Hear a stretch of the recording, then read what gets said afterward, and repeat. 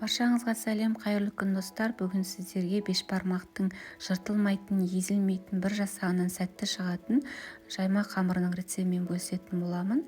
Және де осы қамырды морозильникте, тоңазытқышта қалай сақтаймыз, басқа да қандай тағамдарға қолдануға болады, сол туралы жалпы барлығын түсіндіретін боламын.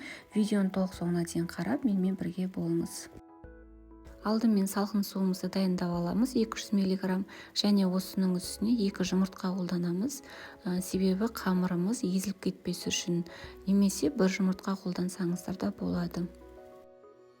Енді 1 шай қасық тұз саламыз, және аз қасықпен 1,5 қасықтай сұйық май құямыз. Енді осылардың барлығын жақсылап араластырамыз. Содан кейін ұнымызды дайындаймыз. Ұн жоғары сұрыптағы ұн болу қажет. Мен 2 зуа қамыр илеймін, сондықтан 600-700 грамм ұн қолдандым. Ұнның ортасын ашып, жаңағы дайындаған сұйықтығымызды 2-ге бөле отыра құйып, қамыр илейміз. Қамырымыз кішкене қатты және тығыз болады. Басында қамырды илеген уақытта кішкене қиындау болуы мүмкін, барлығы бірікпей, бірақ жақсылап илей отырсаңыз, барлығы бірігіп, өзінің қалпына келетін болады. Ең бастысы қамырды жақсылап илеңіздер, сонда ешқандай іртік қалмай, барлығы бірігіп, жаңағы жақсы қамыр шығатын болады. Негізі бешбармақтың қамыры өзі сондай тығыз және кішкене қаттылау болу қажет. Және достар, менің каналыма тіркелмеген болсаңыздар, каналға тіркеліп, лайк басып, қоңырау белгісін басып қойды ұмытпаңыздар. Апта сайын арнамда менде жаңа рецепттер шығып тұратын болады. Және де осы видео ұнап жатса, комментарий бөліміне өздеріңіздің пікірлеріңізді қалдырып, лайк басуды ұмытпаңыздар. Қамыр кішкене қаттылау болғаннан кейін жұдырығымызбен жақсылап илейміз.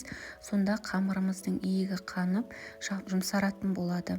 Мінекей қамырымыз толықтай дайын болды. Енді осы қамырдың қақ ортасынан 2-ге бөліп аламыз. Мен манағы айтқанымда 2 зоя қамыр жасаймын. Осылай қолымызбен дөңгелетіп аламыз. Содан кейін осы дөңгеленген қамырымызды целлофан мешокқа салып, аузын жақсылап жауып, 1 сағатқа иегі қанғанша қойып қоямыз. 1 сағаттан кем қоймаңыздар. Жарты сағат өткеннен кейін, яғни 30 минут өткеннен кейін, 2 қамырымызды тағы да жақсылап иегін қандырып илей жібереміз. Тағы да осылай целлофан мешокқа салып, тағы да жарты сағатқа қоямыз. Сонда біздің қамырымыз толықтай 1 сағаттай тұратын болады. Мінекей 1 сағат өткеннен кейін қамырымыздың иегі қанып, жұмсарады, толықтай дайын болды. Енді қамырымызды ысимыз, ол үшін қамырдың астына және үстіне кішкене ұн себеміз.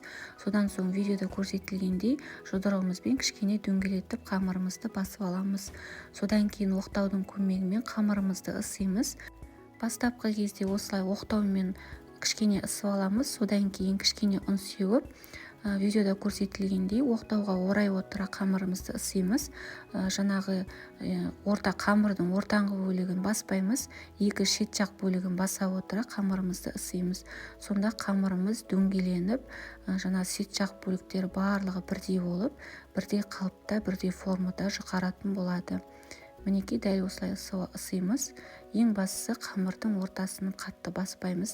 Тек 2 жақ шетін баса отыра, қатты күш салмай отыра, осылай ысып шығамыз. Мінекей қыздар, қамырымыз осылай толықтай дөңгеленіп, әдемі болып бір формаға келетін болады. Дәл осылай илеп ысысаңыздар, осылай шығады. Содан кейін оның кішкене қамырымызға ұн себеміз, оқтауға жақсылап дөңгелетіп аламыз. Содан кейін қамырды дөңгелеткеннен кейін оқтауға осылай қақ ортасынан ұзынша алып кесіп аламыз. Әр өңірде әртүрлі қолданады бешбармаққа. Бір өңірлерде қамырды дөңгелегімен толықтай кеспей солай қолданады. Біздің өңірде осылай 3-4 бөлікке кесе отыра салатын болады. Мен бұл қамырды бешбармаққа қолданатын болғаннан кейін жаңағы морозильникте сақтаймын. Яғни мен мана 2 зоя қамыр иледім ғой, соның 1 зоясын бешбармаққа саламын, ал 2-ші зоясын осылай морозильникке қатырып қоятын боламын. Бұны да келесі уақытта, жаңағы бешбармақ пісірген уақытта осыны қолданатын боламын. Өте ыңғайлы. Сіздер де дәл осылай жасасаңыздар болады. Мінекей видеода көрініп тұрғандай мешокқа осылай қақ ортасынан кесемін да дәл осылай салып жан-жағын барлығын ауа кірмейтіндей қылып жауып аламын да осылай тоңазытқышта сақтайтын боламын. Бұл қамыр тоңазытқышта 2 жеті ғана сақталады. 2 жетіге дейін тоңазытқышта қойып қолдансаңыздар болады. Және де бұл қамырды бешбармаққа ғана емес, мантыға да пельменге де қолдансаңыздар болады. Ең бастысы осылай морозильникке жақсылап салып сақтап қоямыз. Және қолданатын уақыттан бұрын жарты сағат бұрын шығарып қоямыз. Жарты сағаттан кейін қамырдың өзі мұзы еріп, өзінің қалпына келетін болады. Ең бастысы жарты сағат немесе 40 минут бұрын морозильниктен шығарып қойыңыздар. Ал екінші қамырды осылай ысып, сіздерге қазір көрсетіп жатырмын. Мен дәл қазір оны бешбармаққа қолданамын. Өте осы әдемі болып шығады. Осы рецептпен жасап көруге кеңес беремін. Менің каналыма тіркеліп қоңырау белгісін басып қоюды ұмытпаңыздар. Және комментарий бөліміне өз пікірлеріңізді жазып, лайк басуды ұмытпаңыздар. Сіздермен болған Аягөз.